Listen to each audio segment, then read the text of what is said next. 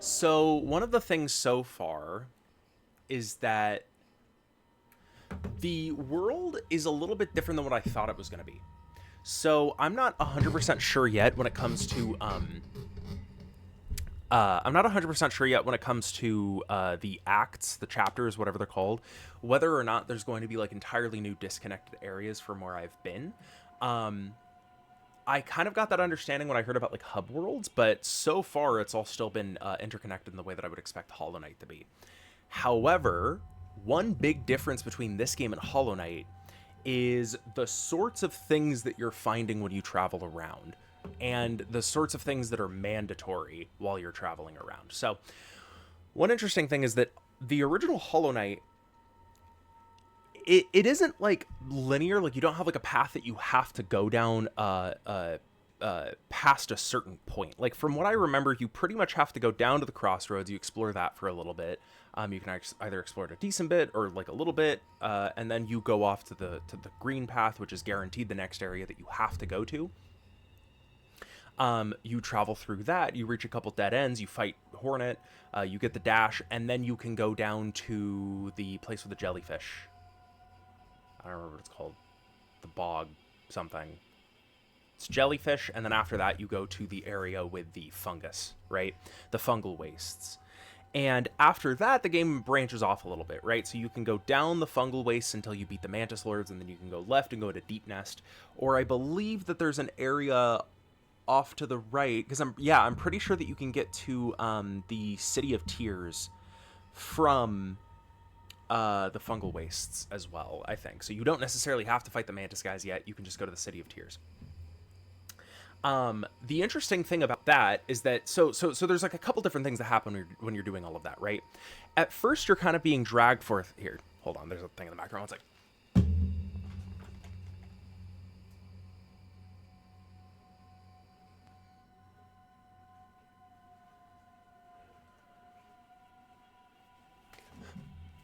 the fan in my bathroom is hella scuffed now.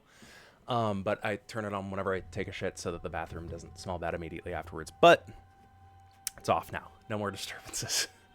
Locked in. So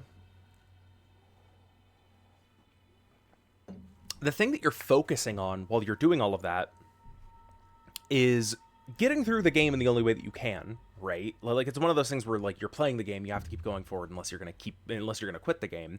And this path, unless I'm mistaken, unless I'm forgetting something, or maybe there's like alternate paths that are less obvious, but this is the main path. This is the way that you have to go. Crossroads, green path, everything else that I said before, right? Along the way, you're finding somewhat important world stuff, or at least important stuff to the story or the lore, that almost comes up as like a happenstance. So, for example, like what? So we can essentially say it as like you're being drawn forward, but like think about like a Mario game, right? So in a Mario game, you're being drawn forward in the level just because there's one way to go, right? You go to the right, maybe you go up. Especially in the original Mario games, you go to the right, maybe you go up. Maybe you go down very occasionally.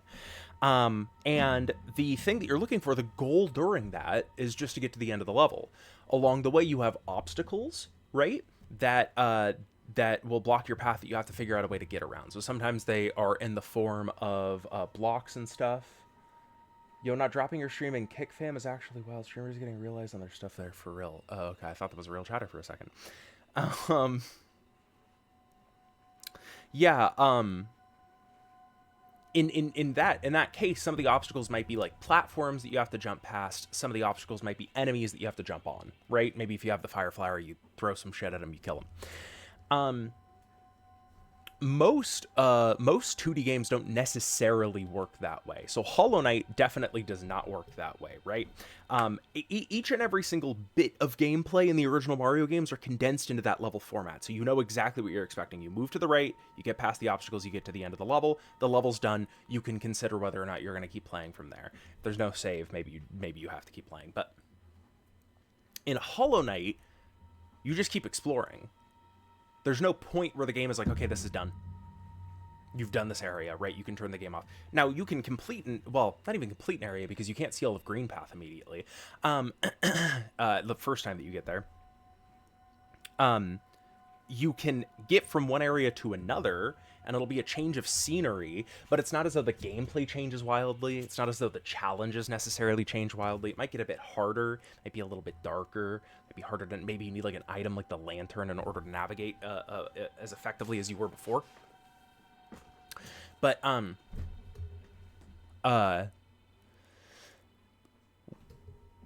as a result, in the original Hollow Knight, you kind of get this effect, and this is true of like a lot of Metroidvanias as well, where it's kind of hard to know, like, is this the end of what I'm doing? Like, can I like log off here? Like, am I good to save and quit? Like, if I've seen like everything that I kind of need to see for right now, and that's good for like keeping players really addicted, like me especially, right?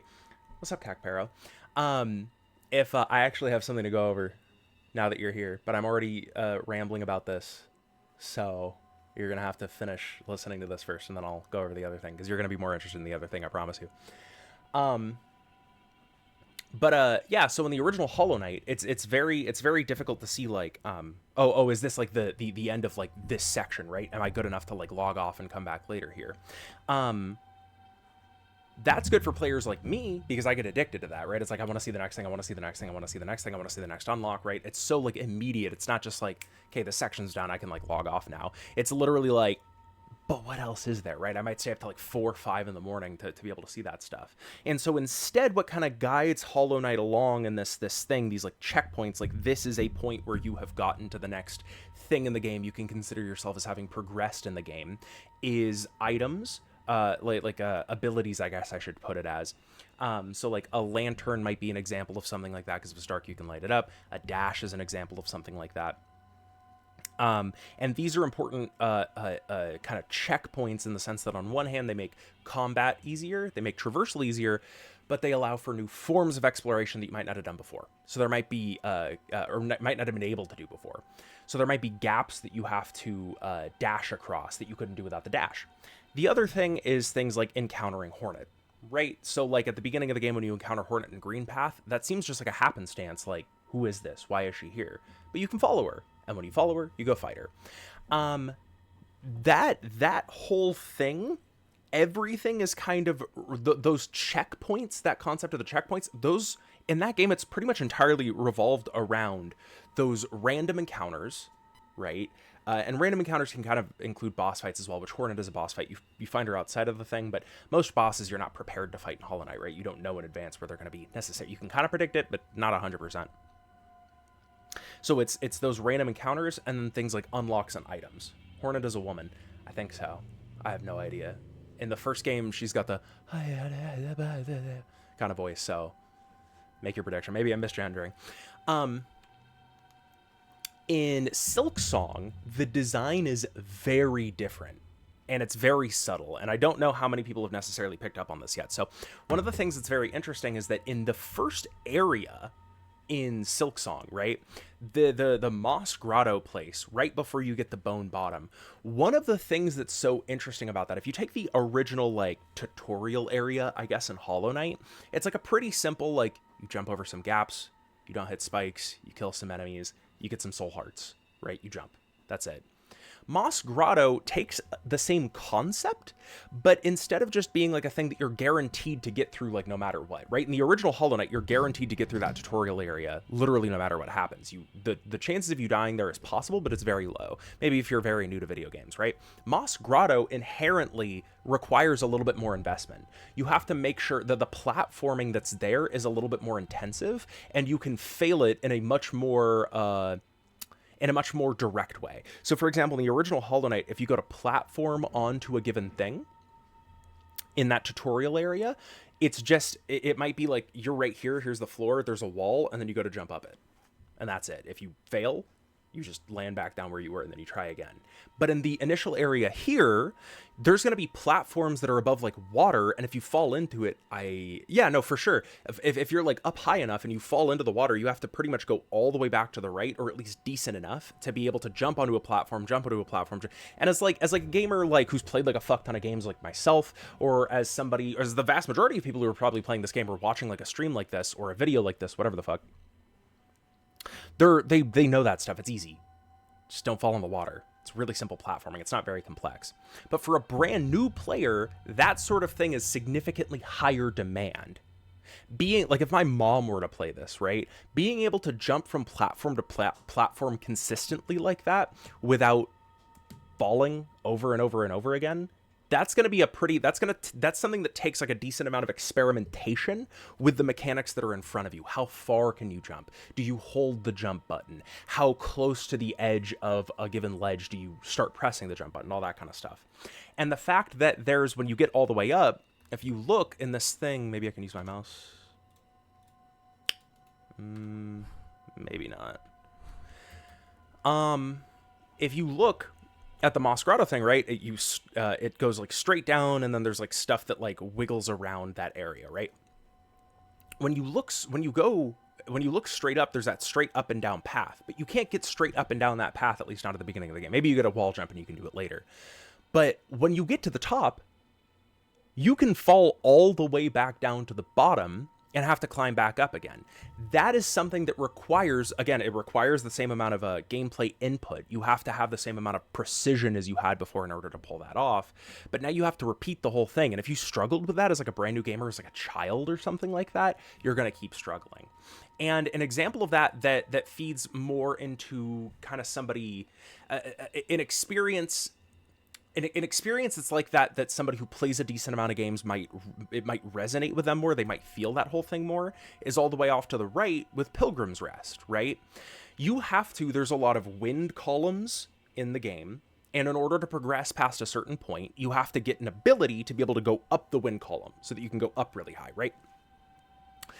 You don't have that ability until you get to Pilgrim's Rest, right? So if you see, there's that room, kind of big, kind of tall room with the weird cloud looking thing, that's kind of got like a top like this.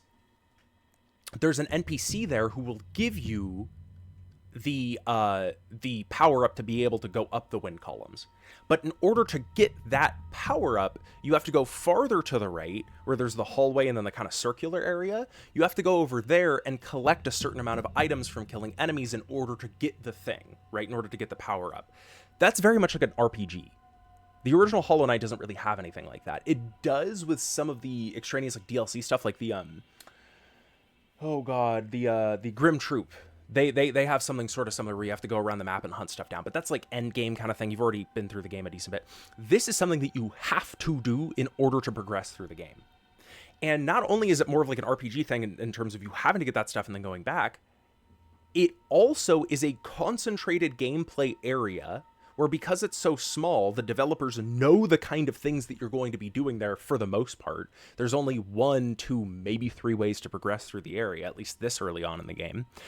They know the types of encounters that you're going to have there, and they know that they're able to make a more concentrated gameplay experience, right? It's almost more akin to the Mario level design that I was talking about before. There's a hidden segmentation that happens there that you're not thinking about. But when you go through that hallway, you're essentially entering into an entirely different level in the game. This is an entirely different concentrated experience that you're not really going to need to have again after this point in the game. Maybe you have to go back there for some other sort of thing. But this thing happens now, and then it doesn't happen again later.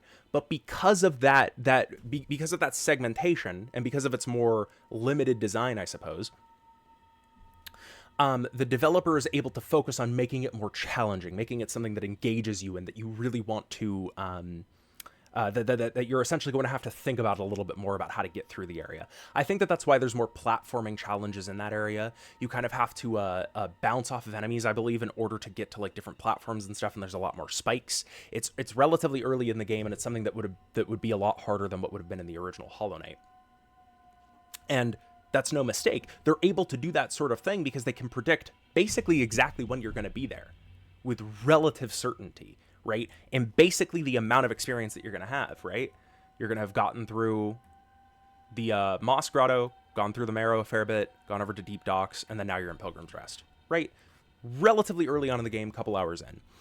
And then the biggest example of this whole thing, the most obvious example of this whole thing, is that right to the left of that thing with the room with the cloud thing, with the NPC that gives you the power-up, there's another hallway with a circle there, right? That circle, when you walk past it, it's just like a mech who's all like you know, broken down. He's just kind of like in the water. He's like stuck in the background. It just looks like something that's cool that's there, right? But when you come back, which you have to come back, there's no other way to leave that area. Or maybe there is, but it's not something that you can do at this point in the game. It wakes up. It's a boss. The game funneled you into an area to get you to complete something that you have to complete. And then when you come back out, now you have a challenge that you already got through the area, but now it's a new thing, right? It's a new way to look at the area that you had already been through. That was just kind of like a thing, whatever, you don't think about it, you just pass through it. That means that sort of thing, it's still the checkpoint type of system that the original Hollow Knight had, but instead of being random encounters like bosses and stuff, but you're just like exploring the world like kind of as you will, with relative linearity depending on the point that you're at in the game, and then also checkpoints through stuff like power-ups. The checkpoints come through segmented areas. There is an invisible segmentation in this game, right? This area, for this point where of where I'm at the game, this whole like right area where you get the power up, where you fight the boss, it's segmented off. If I want to go back there, there's exactly, as of this point in the game, there's exactly one way to get back there, and that's it. That allows, again, for the developers to make significantly more challenging experiences, but not only challenging, things that are just more thoughtfully designed. They don't have to leave it a little bit loose, not knowing where the player might be when they get to this point in the game. They can make it something that the player might have to tough out. They know exactly where you're going to be. They know exactly how much experience you're going to have. And they're going to be able to design a challenge around that. That sort of design, to me, is something that sticks with me a lot more. That's something that's a lot more powerful than something that's in the original Hollow Knight. And I think that is why so far I like the level design of Silksong and the world design of Silksong significantly more than the original Hollow Knight. The original Hollow Knight's really good. The world is really cool. I really love the design of the world, but I think that the exploration's a little bit lacking, and the level design in general is a little bit lacking. This game makes up for it a ton. Segmented areas, you get to have more combat and platforming challenges, and that is huge to me. I love that about Silksong. Silksong has better level design and better world design than Hollow Knight.